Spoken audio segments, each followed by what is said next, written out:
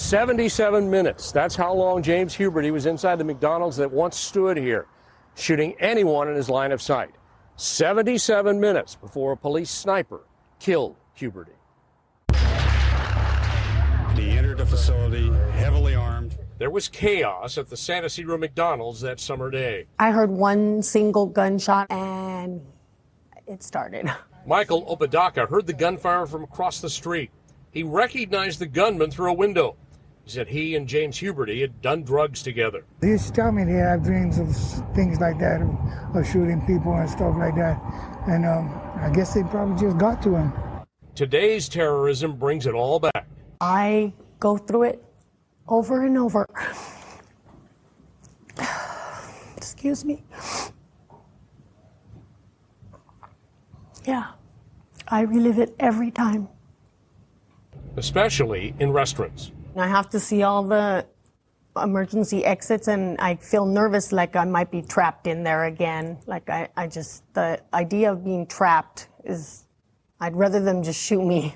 I don't want to live through something like that again.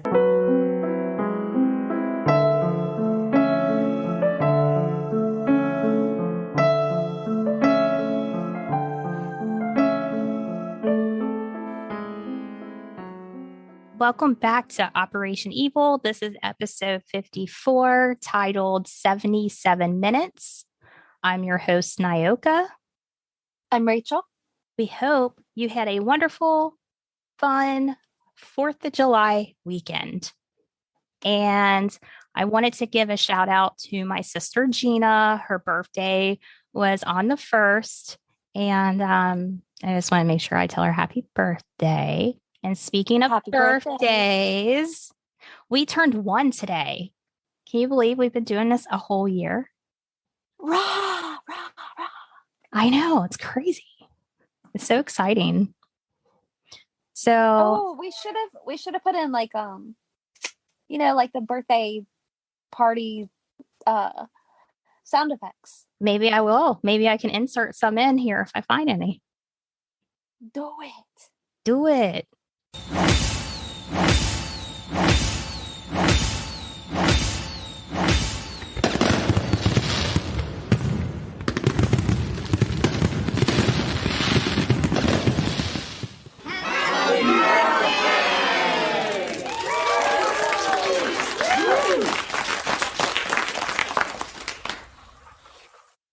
I'm so proud of us.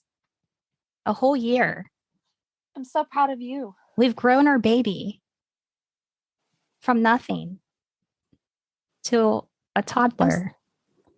It's amazing. It is pretty amazing. I'm pretty excited about it. Thank you guys for your patience, by the way. It was really difficult to get together over the weekend with our different plans and family outings for the holiday. So thanks. But we kind of wanted to put it out on today anyway, because it was, our year-old birthday. Anyway, now to business, I guess. Today's episode is about a mass shooting that took place in the 80s at a McDonald's in San Diego. I watched this documentary on Tubi, and it was called 77 Minutes, and it covers this case. And then after watching it, I wanted to discuss it a little bit. And I think you said you watched it a long time ago. Yeah, it was probably, I don't know, maybe 2 years ago or something. Yeah. So if you remember anything, throw your 2 cents in. As in most episodes, listener discretion is advised.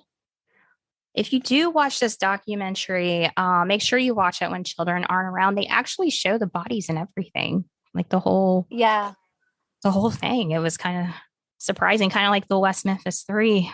How they showed it's the bodies on there. Pretty intense. It really is. So on Wednesday, July 18th, 1984, around 3:56 p.m., a killing spree occurred inside a McDonald's, and I hope I don't pronounce this wrong, but it's in San Ysidro, I think is how you pronounce it. Forgive me if I butchered that. But it's in California, and it's located about a mile or two from the border.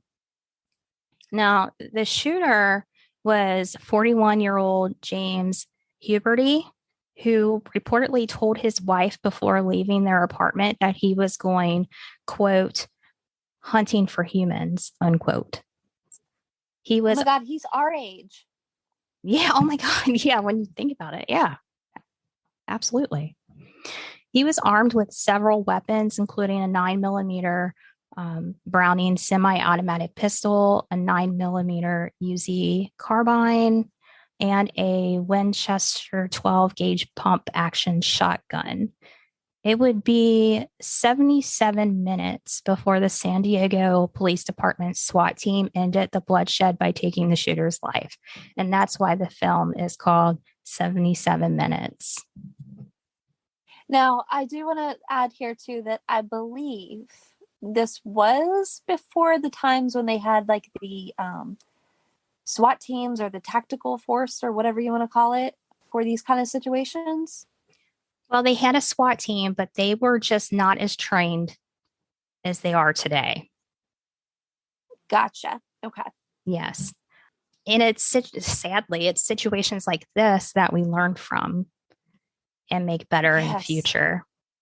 Yeah. Because even the guy who did the documentary was like, that is just too long. That is too long for these people to go through that. I can't imagine 77 minutes inside a hostage situation. I can't. So when James entered the McDonald's, he demanded that the 45 people inside get on the floor. Then he walked around the restaurant and started calmly shooting people. Can you imagine that? Usually people would, I'm saying usually, I'm going by movies, right? Like everybody on the floor, nobody gets hurt, right? Like that's what you think of. But he's saying everybody on the floor and then starts shooting people. I mean, with the way things that are happening in the world today, I mean, no wonder you say that, you know? Yeah.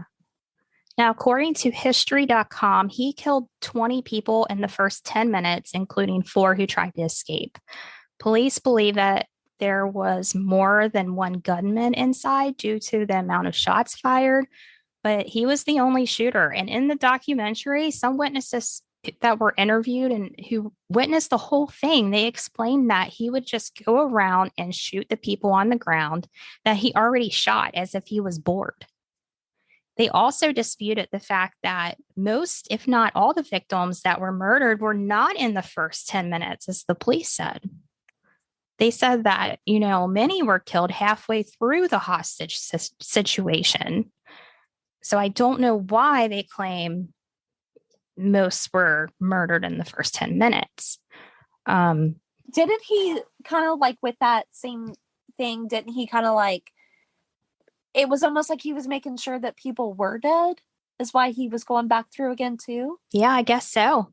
Yeah, he was just, and let me tell you, he shot all ages, all people. Let's just say, okay, well, let's say in all, 21 people were killed. 19 were wounded. A total of 257 bullets were fired. That's a lot of bullets. Witnesses in the documentary said that some of the bullets would hit like the stainless steel in the restaurant and would like ricochet in all directions. And that would be frightening as well. Now, his victims ranged in age, the youngest being 4 months old and the oldest 74 years old. Some of his victims included 3 11-year-old boys who rode their bikes to McDonald's to get strawberry shakes. Only one of the boys survived, and he pretended he was dead and laid still for like an hour. I remember those little boys. Yeah, so they were outside of the restaurant. So he was shooting in and out of the restaurant. So they were around the perimeter. And then employees working the front counter and those preparing the food in the back were shot and killed pretty quickly. And then he also shot babies, children, pregnant women. He shot them all. An hour after the shooting began, an employee managed to escape through the basement and informed the SWAT team that James was alone. He was not taking hostages either. So they used this information and sharpshooters were able to take him out with a shot through the chest. But before, I'm going to rewind just a little bit. The first responder police officer, he called for backup. He called for everyone available to come to the scene. And he described it as it was something that he could not pretty much do on his own. And he was being shot at as well. There was a lot of moving pieces in this scenario. But when SWAT was there and they got the clearing, a sharpshooter did take him down, and it took 77 minutes to do this. Now, James was an unemployed welder from Ohio with a history of mental problems. When I was looking into his background, because this was not in the documentary, but looking into his background, he brought his family to San Diego and worked as a security guard until he was fired, which was a month before the shooting happened. According to Criminal Minds fandom website, James and his wife Edna had a history of domestic violence. Both of them displayed signs of violent behavior. It said that Edna attempted to instruct one of their daughters to physically assault a classmate during a birthday party, and then later threatened that same classmate's mother with a 9mm pistol, while James threatened to shoot a neighbor's dog after it defecated on his lawn, and also killed his own dog in a separate incident after a neighbor complained about it damaging their vehicle. So they were both already pretty well known in the community with the police. Crazy. I believe James also worked for a funeral home during this time too in Ohio. He had a lot of different things going on. So James also began to develop beliefs that the foreign bankers were manipulating the Federal Reserve System and intentionally bankrupting the U.S. And he blamed that the failures of many businesses and Soviet aggression for the strict federal government regulations. So he became a severe conspiratist kind of guy, the government's against you kind of thing. From this belief, he ended up becoming a survivalist. So he's purchasing non-perishable foods. He's stocking up on firearms and ammo, and he's preparing for the worst. Now, on the day of the shooting, which this was kind of interesting, he went to the courthouse to dispute a ticket or citation, which ended up being suspended for him. The man in the documentary that took care of him at the courthouse said that the man was kind and patient. He was pleasant. He didn't see anything wrong with him. In fact, the guy waited 3.5 hours at the courthouse just to talk to somebody about his ticket. So, he had all the patience in the world to wait it out. Afterwards, James took his wife and 2 daughters to the San Diego Zoo, and for a late lunch, they went to a different McDonald's. After arriving back at their apartment, the wife said she was going to take a nap because it's been a long day. And he said that's when he told her he was going to go hunting for humans, and he gave her a kiss goodbye. And he even told his daughters that he was never coming back. And of course, she didn't notify anybody about this behavior. But anyway, that's a whole nother story. I wonder though, how many times did he say stuff like this and they just... That's true. That's just the way he talked. Yeah, it sounds like they both had some issues. So, yeah.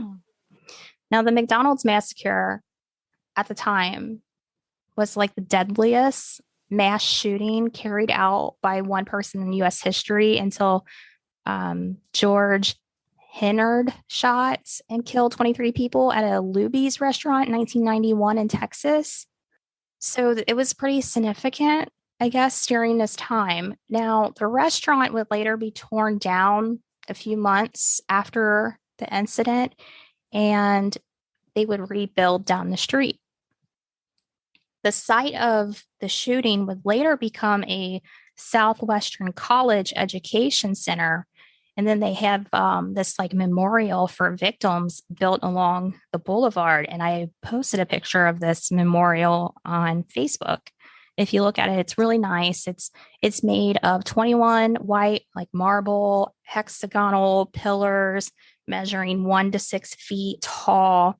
Names of all the victims are on there, which I would personally tell you each and every single victim name, but most of them are Spanish surnames. And I feel like I will butcher every single one of them if I tried to read off all of it. But their names are listed on the plaque. People go there and they put flowers all on the pillars. It looks very nice. It's very well done. In 1986, this is what got me. Okay. So this is all said and done, right? Etna's husband killed all these people. Oh, before I go into this, what was interesting is, I don't know if you remember this in the documentary, after they killed the shooter, James, they would handcuff people in case they weren't dead, I guess. It literally shows him dead, shot on the ground at McDonald's and handcuffed behind his back. I just thought that was interesting. I don't know. I guess that was just procedure. No, it's odd too, because like, I don't know, like if that's one of the pictures that are just like out there, like, because you Google it. If you Google it, that picture usually pops up. You know what? I think I posted that picture on Facebook as well. So you can check it out on there or skip it. I just thought, I don't know why it stuck with me. I'm just like, why would you handcuff a dead man? But okay. So I mean, did they know that it was definitely him? Yeah. Yeah. That's when the SWAT sharpshooter came in and took him out. You know what? I'm wondering if it was to differentiate him between the victims. I don't know. It's I just found it interesting. I don't know. I mean, almost like in Scream, where they're like, they come back, like they raise up again, like, oh, and they have to shoot them again. Like, is it like one of those things? I don't know. I'm just being stupid. Yeah. I don't know. So after all of this, in 1986, James' wife, Etna, tried to sue McDonald's. Isn't that fantastic?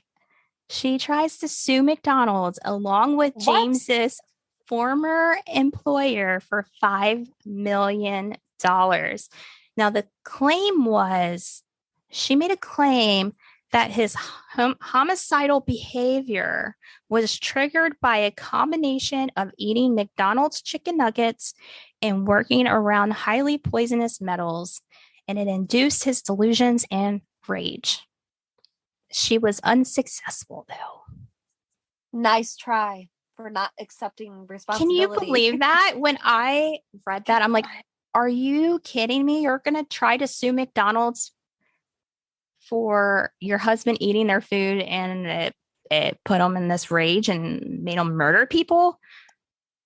That's like people suing her for her husband's actions. I don't know. Right. It's just, I was like, what? Are you kidding me? I don't know. So the documentary and all, it included rare and disturbing crime scene footage from inside and outside the McDonald's restaurant. Charlie Min, who is the filmmaker, he's based in New York. He describes James as a madman. He also interviewed victims and the law enforcement officers that responded to the mass shooting that day. What was interesting is one of the victims who survived that he interviewed became a police officer after this incident. It made him want to help people. So that was kind of cool. Charlie Min stated that, quote, I think the public needs to see how truly bad this was to start a movement that we just cannot be having these things anymore, end quote. While interviewing former San Diego Chief of Police Jerry Sanders, he said that the victims to this day are furious that it took 77 minutes. Sanders explained the challenges the law enforcement faced, such as they said there was sun glaring on the windows, making it difficult to see inside the restaurant. Because if you remember, like the old school McDonald's, and if you watch this, you will see most of the restaurant is windows. Like there's many of windows that circles this restaurant. And they said the sun glare was making it difficult to see in. I don't know. I wasn't there. But that's one thing that they said. They also said the type of weapon they carried, which was a .38 caliber handgun, was not powerful enough against the weapons that they were against, because this man was using a semi-automatic weapon. I mean, he had 3 weapons. They also suggested in the documentary, I didn't find this in any like research I did, but James, the shooter, didn't seem to be too much of a fan of immigrants. And if you notice, most of his victims are Hispanic. So I don't know if that fueled his rage at some point that day. I don't know, but it's implied that he was like kind of racist. What was unique about the filmmaker, though, especially during this time of making the film, is that he eliminated any mention of the shooter in the film or promotion of the film. Not even his name was provided. He did not want to focus on the shooter at all, give him any recognition, put his name out there, didn't want to glorify the shooter, and only spoke of the victims, which was pretty unique. I love that. Right. I love that. The murderer was firing away for 77 minutes. Victims should never be looked upon as a statistic. In this case, I think they were. There were 40 people shot. I don't think most San Diegans can name even one victim. And every second is critical here, because we have a guy inside of McDonald's by the border just firing away at everybody, babies, children, pregnant women. We had one individual walk up to the killer to try to have him change his mind. Incredible bravery there. He was shot 14 times as a result and murdered. We had a stranger who was handed a baby by one of the wounded victims. I think the film is fair and balanced. It comes from the police's point of view, the victim's point of view, and at the end, we all have an opinion at the end. So at the end of the documentary, the director wrote something, and I decided that I should read it to you. So he said, "This is an extremely difficult tragedy to analyze. The officers said that they couldn't see inside. They didn't have a target, and they were pinned down. However, some people said that they could see inside. I don't know who to believe. Despite bodies being clearly visible outside the restaurant, these victims were unattended to and left to die. At the end, 40 people were shot, which included babies, children, and pregnant women. It's hard to comprehend that one person could control 175 policemen. The victims showed incredible guts that day, which included shielding their bodies so that they would get shot rather than their loved ones. The victims were crying for the police to match their level of humanity, will, and guts. The police gave their reasons on why they didn't storm the restaurant. As much as this might explain it, my question is, does it excuse it? Was it a systematic and organizational error? Could better tactical judgment been shown? At the end, nobody won, and my heart bleeds for all of those innocent people who were victimized on July 18th, 1994. I pray for San Diego." That gives me chilly bumps. Very well said. Yeah. And it just sucks because, like, some people were wounded and they might have survived if maybe police did get to them and could care for them and pull them out of that situation in time. There were people getting shot going into the restaurant. There were people there was this one guy who said he was a child when he was at McDonald's and this was going on, and he was with his his little bestie and his friend's father. And his friend's father, like, shielded him and his friend from getting shot and took all the shots. You know, it's just, it was such a powerful thing to watch. I highly recommend watching it to get the full effect of it. I haven't heard anything about this story. How did I miss this? I feel like this story's overlooked, but unfortunately, it's these situations that we learn from and that we do better after. A place now, I mean, they describe the SWAT team at the time would only train X amount of days a month, where now it's like way more than that. And like the training's more efficient, more drilled into you. There's better weapons being carried now. There's better procedures for active shooters. After all these horrible incidents that happen, we learn from it and we get better and better on how to respond. It just sucks being in a situation where they can't get to you. I mean, some employees hid in closets for 77 minutes praying that the shooter wouldn't open the door and kill them. So I remember something about a female worker that was like behind. She wasn't in the cooking area. She was like behind, like taking orders or whatever. And I just remember something. I don't know if she shielded someone. I think she did. I don't remember.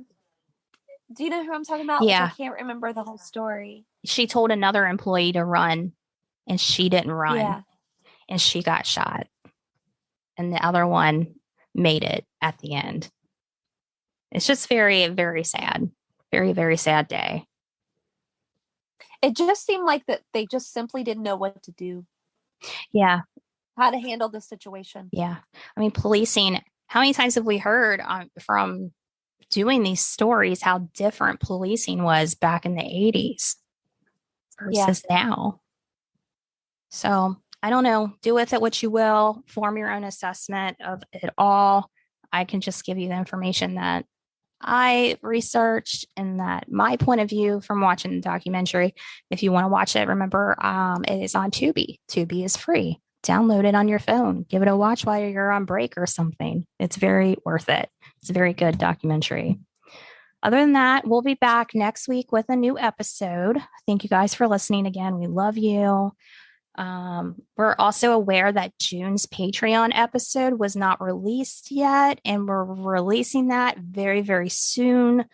You'll just get 2 this month. You'll get June and July. And we're very sorry for this oversight. Somehow we're like, oh my gosh, June's over and we don't have our Patreon episode out. That's the first time we've ever done that. And I was like, well, they'll just get 2 this month and we'll do better. That's all we can do. So you're going to get that. Rachel's got a good story coming for you on that one. But it's kind of like a triple treat from the 90s women's scorn. I love that whole segment we did. I got to tell you, I do. Like the Betty, the Lorena Bobbitt. Yeah. So good. Yeah, so she's going to be kind of playing into that. It's going to be awesome. Stay tuned for that. Just as a reminder, if you're interested in connecting with us and being part of our little true crime community, you can do so on Facebook. You can find us on Instagram and Twitter and TikTok. But I'm telling you right now, we're only good with really updating the Facebook. I'm just saying. It seems to be the platform we're on the most. So don't take offense if you like the other platforms more. I'll try to do better, but no promises. Facebook is easy for me to throw stuff on there. Anyway, if you can't get enough Operation Evil, consider supporting the podcast. And in return, you'll get a bonus episode every month, except for June. We already talked about that, though. You're going to get 2 in July. But anyways, so there's bonus episodes, at least 1 per month, that's exclusive to our supporters. And remember that by doing this, we get to pour more funds and make things the best we can as far as your listening experience. Anyway, we will talk to you next week. Do you have anything you want to close with, Rachel? Nope. You covered. Oh, just happy birthday again. Yes, happy. And you know what? July is busy. July is busy with birthdays. We got Rachel's daughter's birthday, my daughter's birthday, Your daughter. My son-in-law's birthday. There's a lot of birthdays, but today is our birthday. Gina's. Yes, Gina's. Busy month. So if you have anything you want to tell us, hit us up on Facebook or our Gmail, operationevilpodcast@gmail.com. Anyways, we'll talk to you next week. Goodbye. Bye.